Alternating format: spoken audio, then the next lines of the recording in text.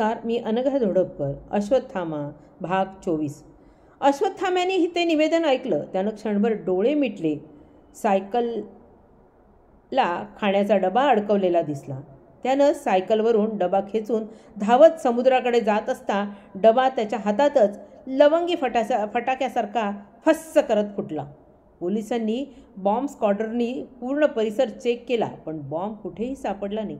आणि बॉम्बचे काय झाले कुणाला देखील कळलं देखील नाही. गाभाऱ्यात कृष्ण मात्र हसत होता. महाभारतात ज्या अश्वत्थाम्यानं निशस्त्र निरपराध लोकांचा जीव घेतला, आज त्यानंच लाखो लोकांचे जीव वाचून जीवनदान देऊन द्वारकाधीशाचं मंदिर देखील सुरक्षित ठेवलं. हे सर्व अचाट कृत्य मंदिराच्या पुजाऱ्यांनी पाहिलं. गोमतीच्या घाटावर शांतपणे बसलेल्या अश्वत्थाम्याजवळ भक्तिभावाने येऊन तो म्हणाला, एवढा मोठा RDX बॉम्ब हातात सहज फोडला. त्यावर तो म्हणाला, मी चिरंजीव आहे, पण हे असलं अघोरी विध्वंसक कृत्य कोण करतं? अश्वत्थाम्यानं पुजाऱ्याला विचारलं, हे सर्व का, कोण, कशासाठी करतात? पुजारी म्हणाला, अतिरेकी जे सिंधू नदीकाठी पाकिस्तानात राहतात, इस्लाम धर्म वाढवण्यासाठी, ज्यामुळं अखंड भारताचे 2 तुकडे झालेत.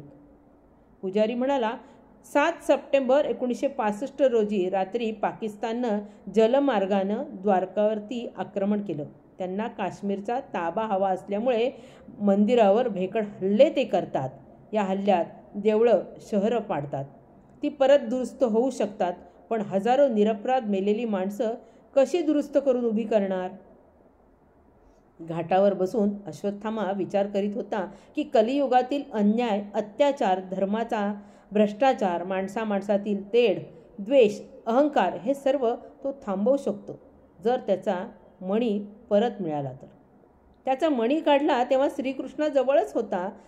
तो श्रीकृष्णाजवळच होता. म्हणजेच सोन्याची द्वारका समुद्रात बुडाली, याचा अर्थ नीलमणीही समुद्रात असावा. हा विचार आल्याबरोबर उडी मारून सर्व समुद्र खंगाळून काढला, पण मणी काही मिळाला नाही. सुनाम सुदर्शन चक्र दिसलं, जे त्याच्याकडून जरासुद्धा हललं नव्हतं. थकून वर बेटावर येऊन मण्याबद्दल व्यासांना विचारल्यावर त्यांनी सांगितलं, तो मणी द्रौपदीजवळ होता. तिनं युधिष्ठिराच्या डोक्यावरती बांधला. जेव्हा त्या सर्वांनी स्वर्गारोहण केलं, तेव्हा मणी तुझा पित्र रुद्राकडे गेला. आता कधीच मिळणार नाही. अश्वत्थाम्यानं विचारलं, कलियुगात वेगवेगळ्या धर्मांचं अवडंबर माजलंय. आपल्या धर्माचा अहंकार अस्तित्व टिकवण्यासाठी सतत रक्तपात करता आहेत.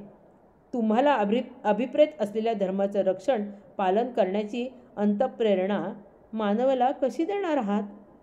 व्यास म्हणाले, यासाठी सर्व चिरंजीवांना कार्यरत व्हावं लागेल. मणी नसल्यामुळे काही फरक पडत नाही. यापुढे स्वतःला लपवू नकोस, फक्त जग घडवण्याचा विचार कर. तथास्तु. नंतर तो द्वारकाधीशाचं दर्शन घेण्यासाठी गेला असता सर्व दरवाजे बंद झाले होते.